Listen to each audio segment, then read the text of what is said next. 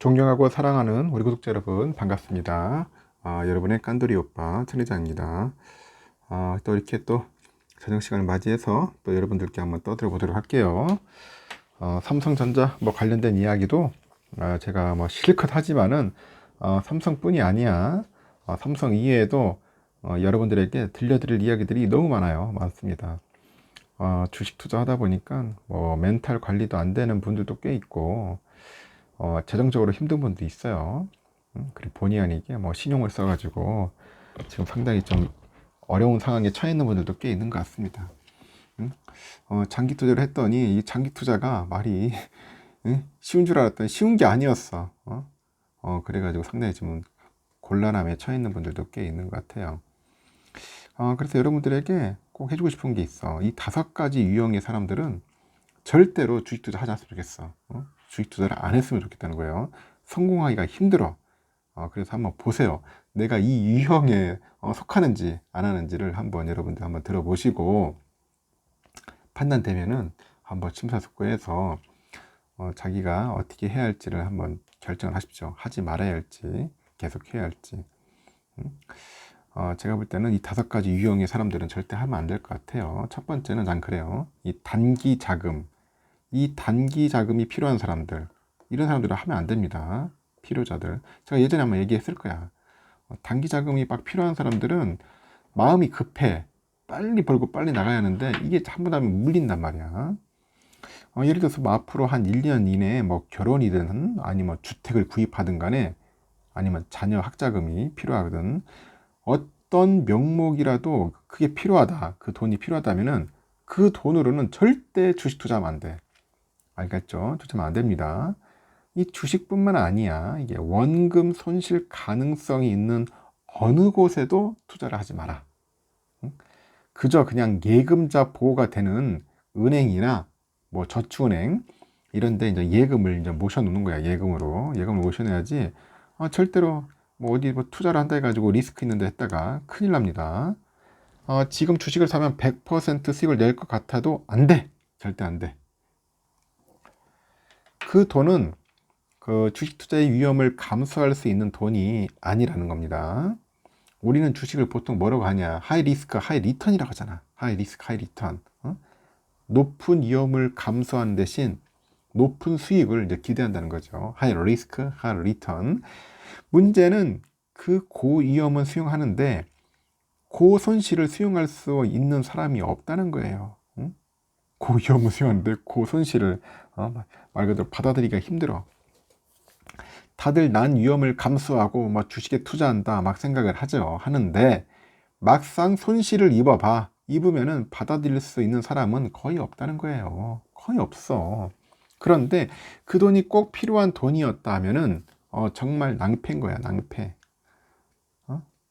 그 결혼 자금을 주식에 투자했는데 막 결혼 시점에 30% 손실이 났다고 생각을 해보세요. 그럼 결혼을 여러분 늦출 겁니까? 그게 안 되잖아. 그렇죠? 당장 결혼해야하는데 주식 투자할 때는 한 5년에서 7년 정도 기간을 예상하는 것이 적절하다고 하는데 제 생각은 한 10년을 봅니다. 10년 여유 있게 10년을 봐. 주식시장이 이제 폭락을 해도 역사적으로 봤을 때 보통 5년에서 7년 정도면은 뭐 회복을 했다고 합니다. 물론 뭐 진짜 뭐 답도 없는 그런 잡주를 갖고 있으면은 예외겠죠. 하여튼 그렇습니다. 제가 볼 때는. 그 두 번째는 어떤 사람이냐? 이거 감정적인 투자자는 하면 안 돼. 감정적인 투자자. 이 감정적인 투자자. 이게 상당히 힘들다. 일단은 여러분이 뭐 예민하거나 과도하게 감정적이다. 주식 투자를 하고 싶어도 참는 게 좋다는 거예요. 뜨거운 가슴을 가진 사람은 주식이랑은 안 맞다. 왜냐? 이게 주가라는 게 매 순간 변해. 매 순간 변해요. 가슴이 뜨겁다 이런 거는 뭐냐, 이건 시장이 오르내릴 때마다 막 심장이 막 벌렁벌렁 뛰어가지고 감정적으로 투자 판단을 내릴 수 있기 때문에 그런 거예요. 그래서 감정적인 사람은 주가가 오를 때는 더 오를 것 같아 가지고 더 늦기 전에 주식을 사겠다면서 추격 매수해요. 추격 매수하고 주가가 떨어지면은 더 떨어질까 두려워서 이제 추격 매도를 하는 겁니다. 그러면은 결국은 증권 계좌는 녹아내리는 거야. 그러면 손실이 쌓여. 투자 자금이 이제 쪼그라들겠죠. 당연히. 비쌀 때 사가지고 쌀 때 파니까 당연하지 않겠어요, 여러분? 주식 투자는 그 시장 변동에 과민 반응하지 않는 그런 냉정한 사람이어야 돼. 냉정, 차가운 사람이어야 돼. 그 자기가 보유한 주식의 가격이 올랐다고 이제 흥분하지도 않고 주가가 떨어져서 손해봤다고 패닉에 빠지지 않는 사람, 그런 사람들 말입니다. 그래서 감정을 자제하고요. 주가 변동을 인내할 수 있어야 한다는 겁니다. 그 유럽의 최고 투자자로 꼽히는 그 앙드레 코스탈라니가 있어요. 앙드레 코스탈라니. 그 책 제목이 이런 게 있어요, 여러분들. 한번 읽어보세요. 돈 뜨겁게 사랑하고 차갑게 다루어라. 알겠죠? 정말 맞는 말 같지 않아요? 돈은 차갑게 다뤄야 한다는 거죠. 세 번째 뭐가 있냐? 이제 손해보고는 못 푸는 사람이 있어. 이 손해보고는 못 사는 사람. 원금 손실을 받아들이지 못하는 사람은 주식 투자하면 안 되는 거야. 그냥 보통 그 보수적인 사람은 그냥 보수적으로 안전한 그냥 은행 예금에 돈을 넣어두는 게 낫습니다. 왜냐하면은 주식 투자를 하면은 반드시 손실이 나게 돼 있어, 여러분들.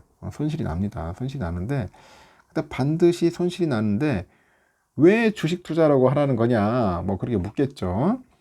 근데 그 반드시 손실이 난다는 것은 두 가지 의미가 있어요. 두 가지 의미. 첫째, 주식에 투자하면은 반드시 손실이 나는 시기를 겪게 되는 거야. 그 시기, 손실이 나는 시기를 겪게 된다는 거, 겪게 되는 거예요. 그 주식을 사고서 처음부터 1년 365일 정도 플러스일 수는 없어요. 그래서 어떤 시기에는 마이너스가 되고 또 그 기간이 막 길어질 수도 있다는 거야. 그건 주식은 파는 시점에 이익이 나면 그만인 거잖아요. 그죠? 그 둘째는 또 뭐냐? 내가 투자한 모든 주식에서는 이익이 날 수는 없는 거야.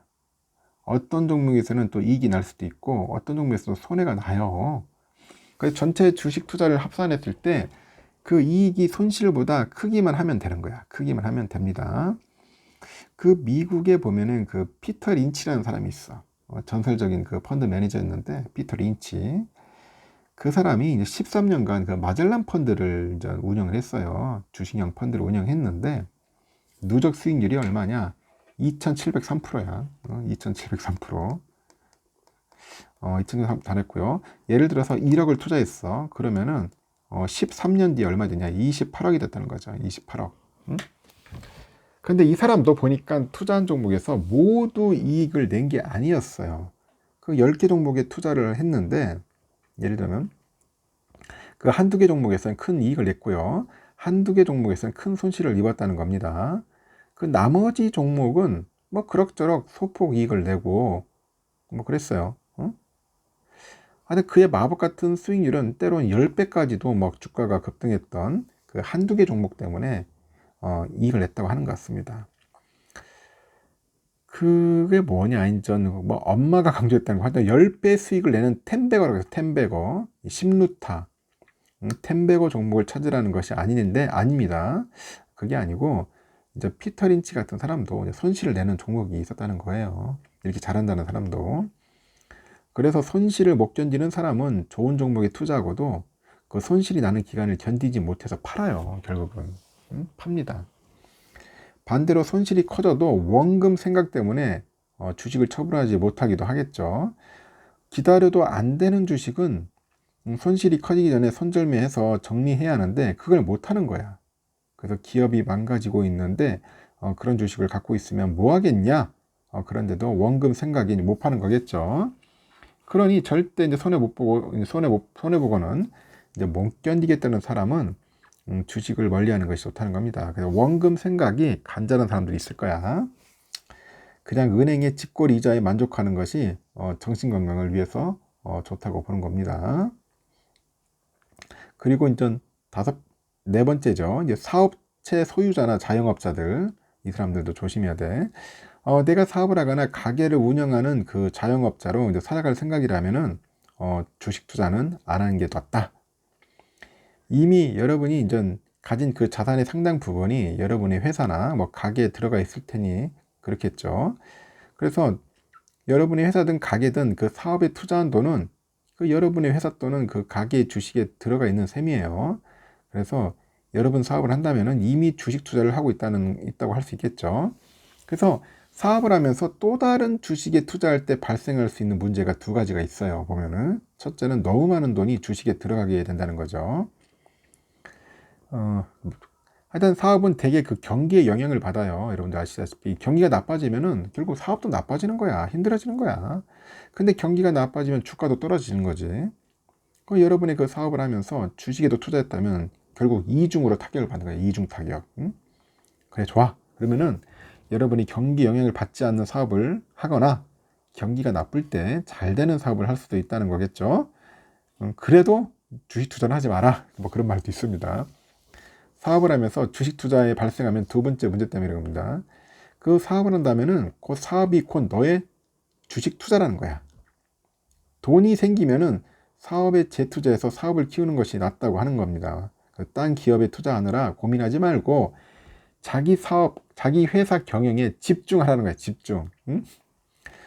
마이크로소프트의 창업자 빌 게이츠나 뭐 아마존의 창업자 그 제프 베조스가 부자인 이유가 자기 회사 주가가 올랐기 때문에 그런 거예요. 게이츠가 이제 아마존 주식에 투자해가지고 그 베조스가 마이크로소프트의 주식에 투자해서 부자가 된 게 아니라는 거야. 하물며 월급을 받는 전문 경영인조차 돈이 생기면은 딴 회사 주식에 투자하는 게 아니라 자기 회사 주식을 사들여가지고 그게 자기가 이 회사를 잘 키워서 주가를 올리겠다는 약속이나 자신감, 이게 헌신으로 비춰지는 거죠. 그러니까 여러분이 사업을 할 생각이라면은 그 사업을 키우는 데 집중을 하는 거야. 키워 집중하고 사업이 잘 돼가지고 돈이 너무 많다. 뭐 이러면은 그 자산 배분 차원에서 뭐 부동산, 뭐 은행 그런 예금에다 돈을 넣어 두면 좋지 않겠나 그런 생각이 들어요. 다섯 번째는 뭐냐 보면은 전 여러분들 도박꾼들은 하면 안 되겠죠 절대. 근데 사람들은 자기가 도박꾼이라고 생각하지가 않아. 응? 하지만 실제로는 도박 심리로 막 주식 투자를 하는 사람이 많아요. 응? 그렇지 않습니까? 주식을 샀다가 이익이 나면 재빨리 팔고 나오려는 그런 생각 때문에 주식을 보통 하거든요. 게다가 또 은행에 저축할 때는 이자가 한 0.1%포인트 정도만 높아도 막 감사한데 그 주식은 은행 예금 금리보다 한 3배가량 높은 연 5% 수익도 막 시시하게 여기는 거예요. 주식을 샀다가 이익이 나면은 차익을 챙겨서 빠져나갈 생각이라면은 차라리 카지노에 가가지고 스트레스나 풀고 오는 게 낫지 않겠나 봅니다. 그 도박은 그 돈 잃을 확률이 커요. 응? 크지만 주식은 잘 알고 하면은 100% 이익을 거둘 수 있다고 막 생각하는 것 같은데 그 단기간에 그게 가능하다고 생각한다면 꿈을 깨야 합니다. 절대 안 그래요. 그 생각으로 주식했다 물린 사람 엄청 많아요. 지금 그 물렸다는 건 뭐냐? 원금 손실이 나서 주식을 팔지도 못하고 원금 회복만 그냥 마냥 기다리는 걸 의미하지 않습니까? 하여튼 그 단기간에 차익을 거두고 주식장에서 나올 수도 있겠죠. 하여튼 그러면은 뭐 이런 때 뭔가 승리한 것 같은 그런 기분이 들 텐데 하지만 이게 더 큰 문제예요. 이 주식장에서 여러분의 그 도박이 만약에 성공을 하면은 이 반드시 다시 또 주식의 같은 그 도박 심리로 돌아가게 돼 있어. 한 번 땄기 때문에 두 번도 딸 수 있어. 세 번도 마찬가지야. 자신감 생기는 거야. 뿜뿜이야 거의. 근데 그러다 판돈을 키우는 거야. 판돈 키워가지고 이제 그러다 크게 물리는 거지. 그러면 또 원금 생각이 나는 거야. 또 급등하는 종목을 찾는 거야. 또 무리한 투자 또 하는 거지. 계속 반복되는 겁니다. 도박도 마찬가지 아니겠습니까? 처음에는 돈을 벌면 더 벌 수 있을 것 같아. 판돈 키워. 그러다 손해보면 원금이야 찾자. 또 돈을 걸고. 문제는 뭐냐. 도박은 자기가 도박을 하고 있다는 사실을 분명히 아는데 주식은 도박을 하면서도 자기가 투자를 한다고 착각한다는 겁니다. 그래서 더욱더 위험할 수 있는 겁니다. 하여튼 주식시장은 장기 투자를 위한 장소입니다. 장기 투자 장소. 그래서 빨리 차익을 챙기려는 그런 도박꾼 심리를 갖고 있다면 시작하지 마야 돼. 절대 시작하면 안 돼. 하면 안 됩니다. 알겠죠? 제가 좀 길게 이 얘기 했나요? 그 절대로 주식 투자를 하지 말아야 할 사람들입니다. 5가지 유형들, 부류들은 하면 안 됩니다. 절대 안 돼. 그런 분들이 꼭 있을 수도 있어서 제가 이야기를 하는 겁니다. 갑자기 뭐 생각나고 좋은 글들이 있어서 여러분들에게 어필을 했는데, 아마 추석 기간에 한번 들어보시고 내가 이런 사람이 된다 하면은 지금이라도 늦지 않았으니까 투자를 하지 마십시오. 여기까지 하겠습니다.